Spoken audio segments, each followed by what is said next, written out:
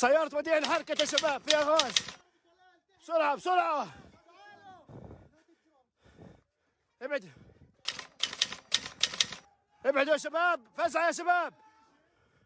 Gaza में इतनी तबाही मचाने के बाद भी इजरायली सेना रुकी नहीं है, बल्कि अब उसका ध्यान वेस्ट बैंक की तरफ आ गया है। और अब इसी कड़ी में इजरायली फौज वेस्ट बैंक के अलग अलग हिस्सों में छापामार कार्रवाई कर रही है।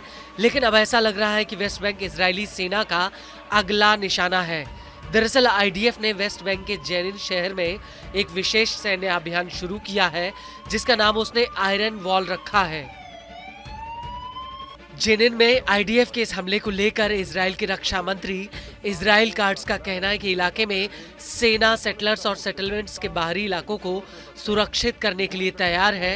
वहीं इजरायली सुरक्षा सूत्रों ने मीडिया से कहा कि जेनिन में सेना का अभियान अप्रत्याशित और आकार और संभावना के लिहाज से काफी बड़ा होगा और इस ऑपरेशन में इजरायली सेना, शिन बेत और बॉर्डर गार्ड्स एक साथ मिलकर जेनिन से आतंक का सफाया कर रहे हैं और यह हमला आने वाले समय में भी जारी रहेगा। वहीं दूसरी तरफ वेस्ट बैंक में फिलिस्तीनी लड़ाकों ने भी अब आईडीएफ के खिलाफ मोर्चा संभाल लिया है।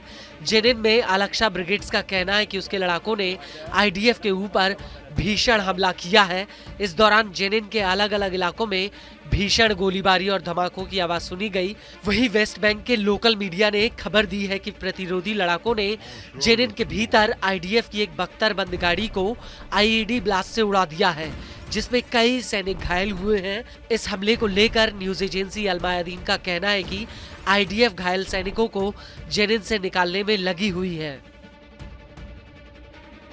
वहीं फिलिस्तीनी स्वास्थ्य मंत्रालय का कहना है कि 21 जनवरी 2025 की शाम तक आईडीएफ के इस हमले में 9 लोगों की मौत हो गई, जबकि 40 से ज्यादा लोग घायल हुए हैं। फिलिस्तीनी मीडिया का कहना है कि आईडीएफ ने जेनिन में उत्तर पश्चिमी गांव टानक को चारों तरफ से घेर रखा है।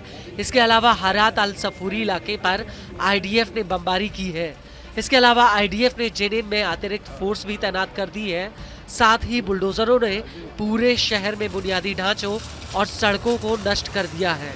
इसको लेकर जेनिन के गवर्नर कामेल अबू रूम ने आईडीएफ की इस कार्रवाई को पूर्ण हमला बताया है।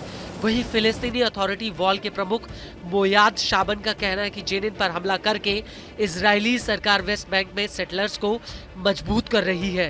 आईडीएफ वेस्ट बैंक से गाजा की खुन्नस निकाल रही है। इस सब के बीच आईडीएफ ने पूरे वेस्ट बैंक के गांवों में प्रवेश द्वार पर लोहे के गेट लगा दिए हैं, ताकि इन गांवों की आबादी को पूरे इलाके से अलग थलग किया जा सके।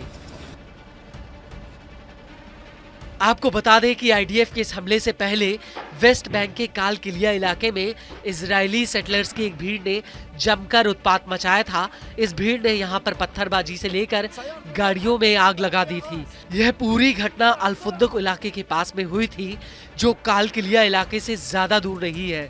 वहीं इस हमले को लेकर स्थानीय लोगों का आरोप है कि करीब 200 सेटलर्स की भीड़ ने उन पर हमला किया। इस हमले का एक वीडियो भी सामने आया है, जिसमें मास्क लगाकर कई सेटलर्स पत्थरबाजी करते हुए नजर आ रहे हैं। इसके अलावा वीडियो में गाड़ियों में तोड़फोड़ और आगजनी होती हुई दिख रही है।